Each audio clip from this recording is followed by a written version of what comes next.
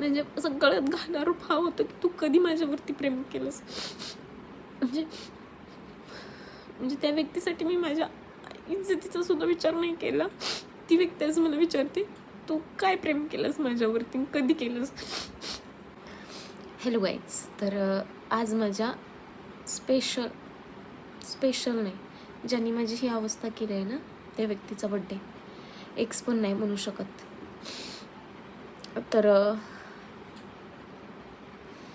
रात्रीपासूनच खूप, म्हणजे तुम्हाला समजत असेल, ज्या मुलीने त्या व्यक्तीसाठी आई, भाऊ, बहीण लाथ मारली आणि त्याच्या मागं गेली, आज ती व्यक्ती मला म्हणते तू कधी माझ्यावरती प्रेमच केलं नाही, तू माझा वापर केला फेमस होण्यासाठी. अजून खूप आरोप.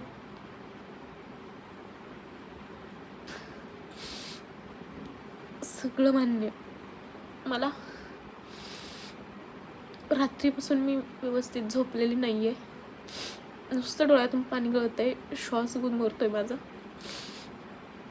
पण तरी आज मी व्हिडिओ बनवते, कारण मी त्या गोष्टी आठवायचं बंदच केलंय.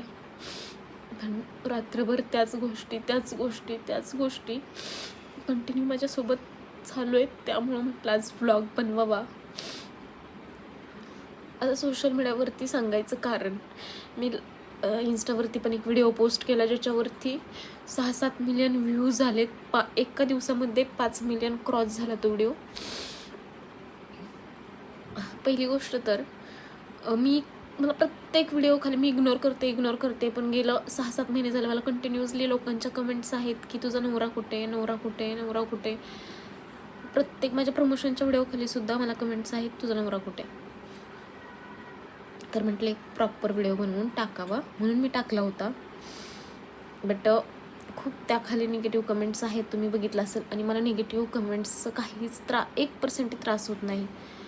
पण ज्या व्यक्तीला आपण सर्वस्व मांडल त्या व्यक्तीकडून एक जर चुकीचं वाक्य ऐकलं ना, असं संपल्यागत वाटतं सगळं. आणि भरपूर जणांना वाटेल की म्हणजे हे का सांगते सोशल मीडियावरती किंवा काय. तर आता मी एक व्लॉगर आहे, लोक माझ्याशी जोडलेले आहेत, माझे फॉलोअर्स असतील. प्रत्येकाला प्रश्न पडतात की हिच्या लाईफमध्ये काय चाललं आहे, तू एक स्पेशल व्लॉग बनवून सांग, म्हणून फक्त. पण गाईज, मी एकतर तुम्हाला सांगू शकते की जी ही अवस्था आहे ना माझी आज, ही शेवटची असेल कदाचित. त्यानंतर मी माझा असं अवस्था कोणालाच करून नाही देणार, कोणालाच. आणि एवढा हक्क पण मी नाही देणार कोणाला की कोणीही येऊन माझ्या लाईफचं असं खेळणं बनवून. आज ज्या व्यक्तीसाठी मी आईबाप सोडले होते, आईबाप तर नाही आहे मला, आई, बहीण, भाऊ सोडले होते. माझ्या फॅमिलीवरती प्रचंड प्रेम आहे, प्रचंड जीव आहे, आणि हे सगळ्यांना माहीत असेल मला. तरी मी माझ्या फॅमिलीपेक्षा त्या व्यक्तीला मी नेहमी वरती ठेवलं होतं, नेहमी. म्हणजेच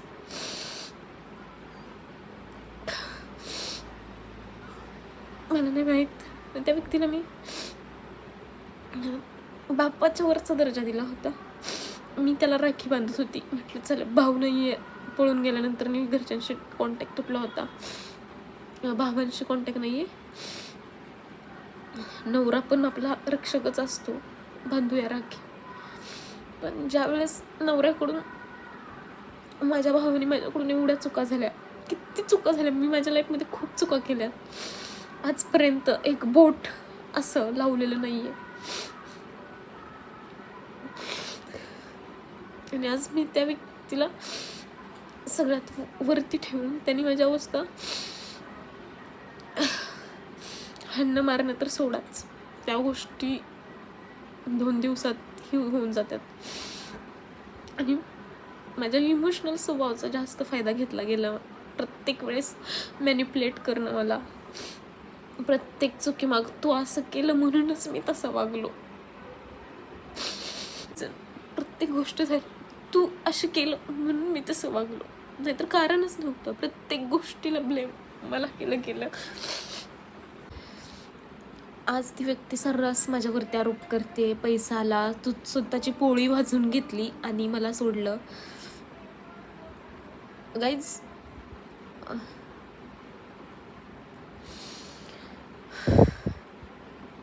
प्रत्येक गोष्टीवरती आरोप, तू बदललीस, तुझं प्रेम एवढंच होतं का?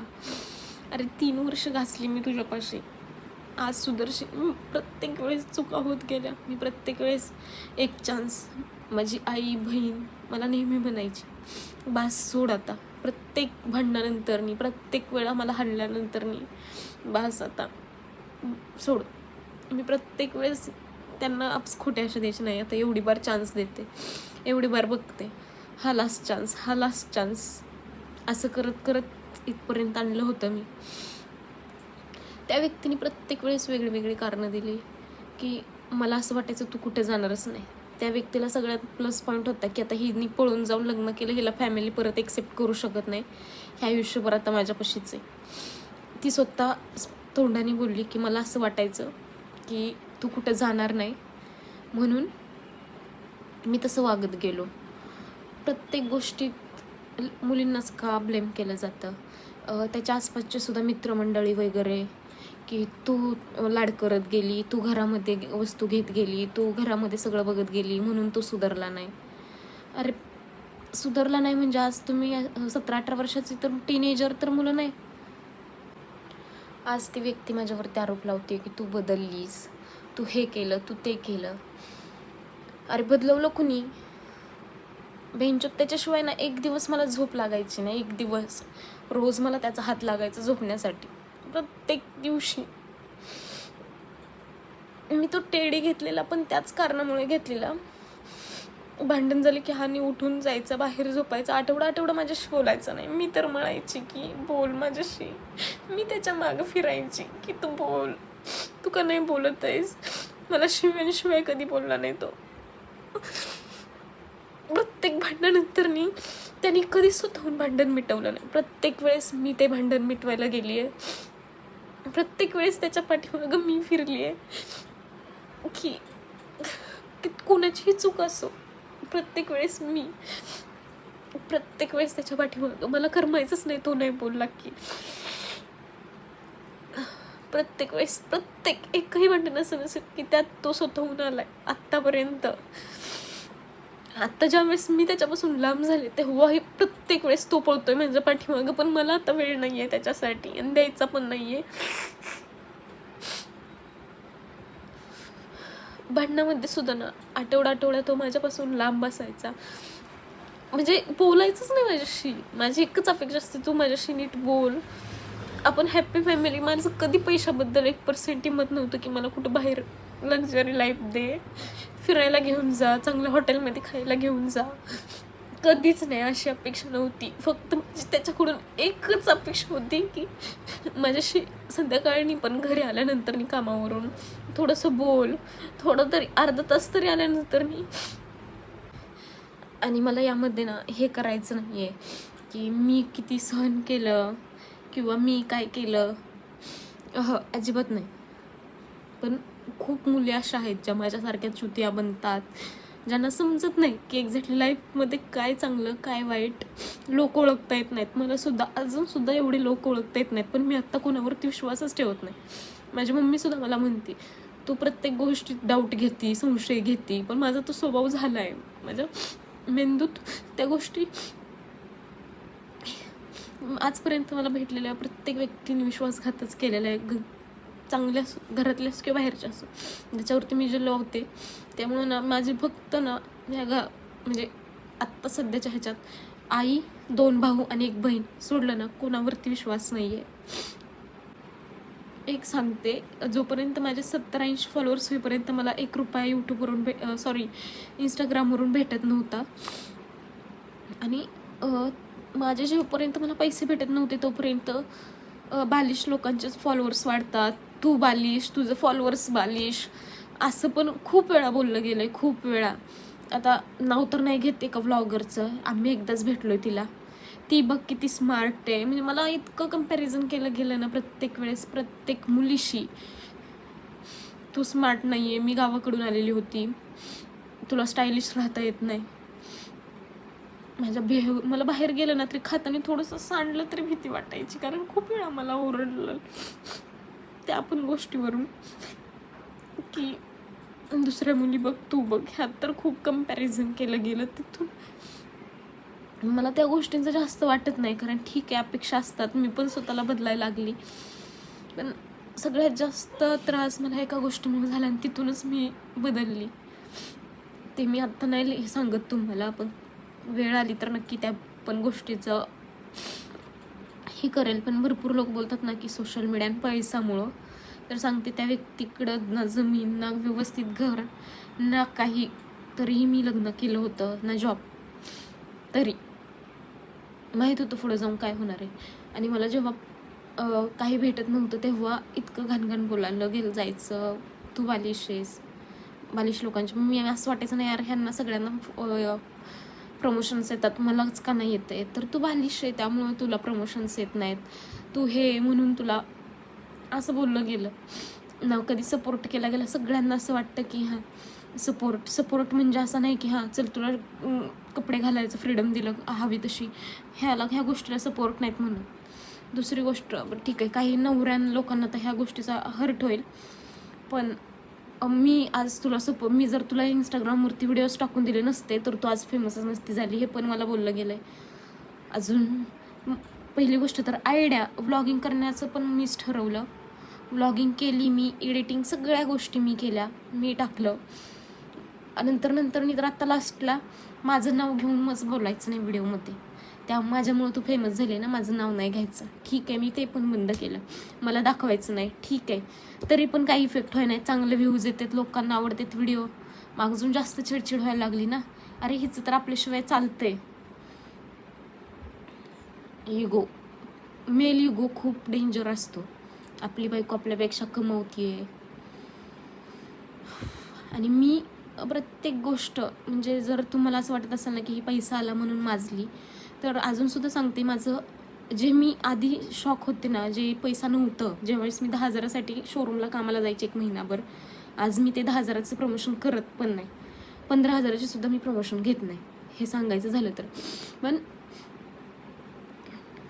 काय बोलतात, 10,000साठी मी महिन्याभर घासायची, त्यावेळेस जे माझं होतं ना शॉक म्हणा किंवा ते तशी वागायची मी. पैसा तेवढंच, फक्त एवढंच की हां कपडे थोडेसे एक्स्ट्रा घ्यायला लागली, म्हणजे लक्झरी शॉक असतात ना कुठंतरी, हां चला 500 रुपयाची कॉफी, 1000 रुपयाची कॉफी, किंवा 8-9 हजाराचं परफ्युम्स, किंवा काही XYZ, काही कधीच नाही असं केलं. कारण जरी माझ्याकडे पैसा नसेल ना तरी मी सर्वाईव्ह करू शकते, कारण माझे शॉक बदललेच नाही आहेत. माझे जे मिडल क्लास आत्ता मी लाखोतून कमावते तरीही माझं शॉक आहे तेच आहे, जे मिडल क्लास एका मुलीचं असतात तेच. ओलीभिडमध्ये मी खुश होते, मेशोचा 250चा टॉपसुद्धा त्यात पण मी खुश होते, आणि तोंडावरती जे तुम्हाला दिसत असेल ते प्रमोशनचेच असतात. जे माझं डेलीच आहे ते माझं 1000 रुपयात होऊन जातं महिन्याचं, एवढंच माझा खर्च असेल. सो लक्झरी शॉप तर माझे बिलकुल नाही आहेत. दुसरी गोष्ट, ज्यांना वाटतं ना मी पैसा आला म्हणून बदलले, पैसा आल्यानंतर मी पहिल्यांदा घरामध्ये वस्तू घ्यायला सुरुवात केली, घर भरलं, दागिने, का तर हाऊस पण होती आणि सेविंग पण. म्हणून अजून काय सांगून, आता जे काय पैसे सेव्ह करत होते ते बिझनेससाठीच करत होते, की ठीक आहे आमचं काहीतरी चांगलं होईल. पण एकच व्यक्ती जर लढत असेल ना संसारासाठी, त्याचा काही उपयोग नाही. काय बोलतात ते, एक संसाराच्या गाड्याची दोन्ही चाकं बरोबर चालली तरच होतं. एकानेच त्याच्या फॅमिलीला सुद्धा सांगून झालं, कोणीच विषय इग्नोर करायचे. ठीक आहे, तर चाललंय त्यांचं चालू दे. त्यांची इच्छा होती आम्ही गावाला जाऊन राहावं, पहिली तर गोष्ट स्टार्टिंगलाच, त्यामुळे ते इन्व्हॉल्वच होत नव्हते. त्याची फॅमिली खूप चांगली आहे, खूप सगळ्यात चांगले. आई आणि नणंद माझी भयंकर चांगले. मला कधी असं त्यांनी हे केलं नाही, ट्रीट केलं नाही. थोडंफार आमच्यात पण झाले वाद, पण ते नॉर्मल होतं. त्यानंतर त्या पण विसरून गेले, आम्ही पण विसरून गेलो. पण मला त्याच्या आईने कधीच असं वाईट ट्रीट केलं नाही, जसं की एक असतं ना एक मेजर लेवलला, तसं नाही. प्रेमच केलं त्यांनी, लाड केले माझे, त्याबद्दल नो डाऊट. आणि मला आठवण येते तर फक्त त्या आईंची आणि ताईंची. ह्या व्यतिरिक्त मला त्याच्या फॅमिलीत पण कोणाची आठवण येत नाही, कारण त्याच्या मामांनी वगैरे सुद्धा खूप काही बोलले गेलेत. तुमचीच मुलगी आमच्या मुलाला पळवून घेऊन गेली वगैरे वगैरे वगैरे, भरपूर काय काय काय काय काय काय. त्यामुळे मला त्या व्यक्तींबद्दल तर काही वाटतच नाही. फक्त ह्या 2 व्यक्ती आहेत ज्यांनी मला नेहमी सपोर्ट केला. पण एक होतं की त्यांचं पण काही चुकलं. त्यांनी कधीच त्यांच्या मुलाला समजून सांगितलं नाही की तू चुकतोय, तू काम कर किंवा जबाबदाऱ्या घे.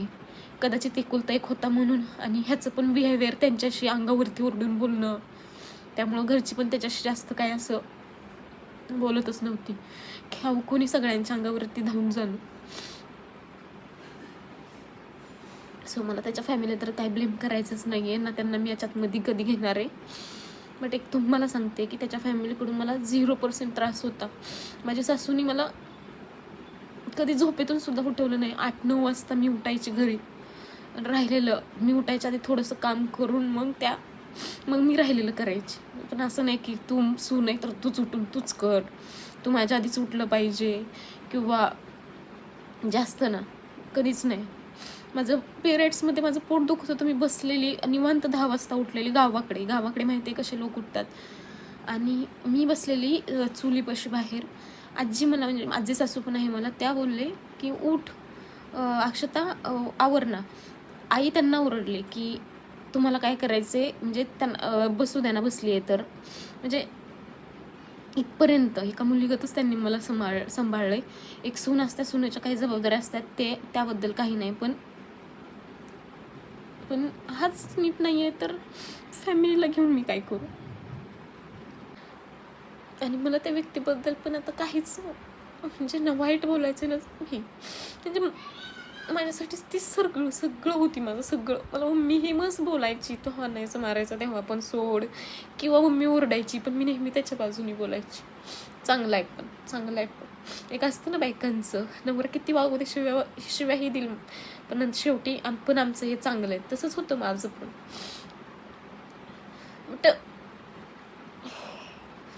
नाही, आणि ती व्यक्ती ना बाहेरच्यांसाठी खूप चांगली आहे. मित्रांना पण वाटतं की हां तो चांगला आहे. मी मित्रांना पण त्याच्या सांगितलं होतं. आज तेच माझ्याशी बोलत नाही आहेत की ऐकत नाही आहे ना, तर ते आमचं तिला ॲटिट्यूड आला, पैसा आला. अरे पण ज्यावेळेस मी मार खात होते तेव्हा तुम्ही होतं का तिथं बघायला. आणि दुसरी गोष्ट, तो व्यक्ती माणुसकीला पण चांगला आहे. त्याला मया येते बाहेरच्यांची, पण मेल इगो, कदाचित राग, हक्काच्या व्यक्तींवरती राग, बाहेर घरातल्यांसाठी नाही ती व्यक्ती चांगली, ना त्याच्या आईबापासाठी ना माझ्यासाठी, बाहेरच्यांसाठी खूप चांगली असते. आणि मी म्हणते पण त्या व्यक्तीत मयाळू स्वभाव आहे, पण खूप भयंकर डेंजर स्वभाव मी बघितला आहे त्या व्यक्तीचं. रागामध्ये तो पुढच्याचा जीव घेऊ शकतो, ह्या लेवलला त्या व्यक्तीचा राग जातो.